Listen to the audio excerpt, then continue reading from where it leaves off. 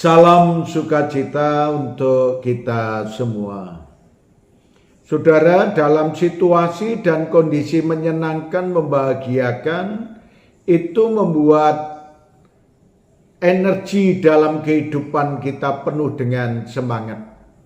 Tetapi ketika saudara dan saya diperhadapkan dengan berbagai macam tekanan dan kesulitan, membuat saudara dan saya berpikir begitu berat, energi kita juga semakin menurun. Tetapi Tuhan mengajarkan kepada saudara dan saya supaya kita memiliki energi yang baik, memiliki energi yang kuat, dan kita akan belajar firman Tuhan.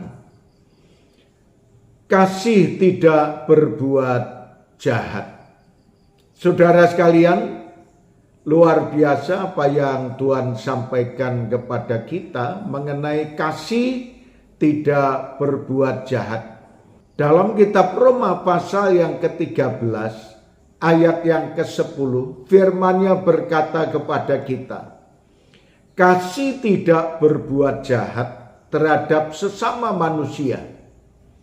Karena itu kasih adalah kegenapan hukum Taurat.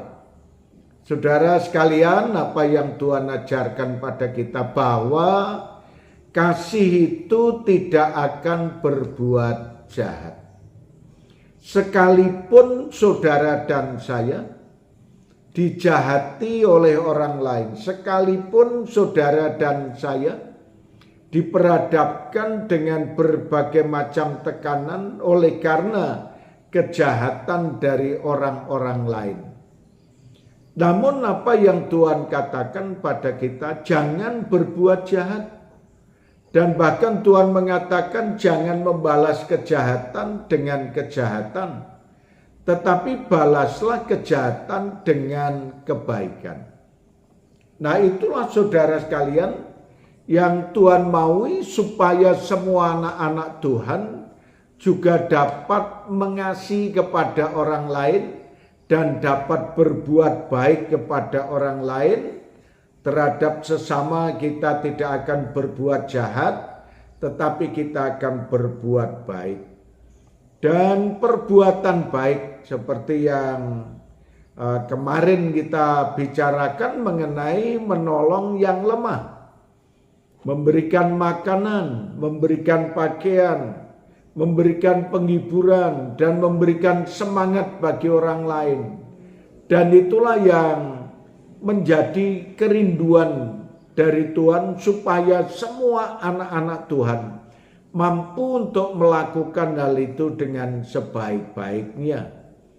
Demikian pula Tuhan juga mengajarkan kepada saudara dan saya, hal mengasihi itu tidak berbuat jahat, berarti saudara dan saya diperhadapkan dengan apa yang Tuhan katakan pada kita dalam kitab Matius pasal yang ke-5 ayat yang ke-44. Kasihilah musuhmu dan berdoalah bagi mereka yang menganiaya kamu. Nah, saudaraku yang dikasih oleh Tuhan, ini satu perintah yang Tuhan ajarkan kepada saudara dan saya, sekalipun orang lain itu memusuhi kita, sekalipun orang lain itu menganiaya kita.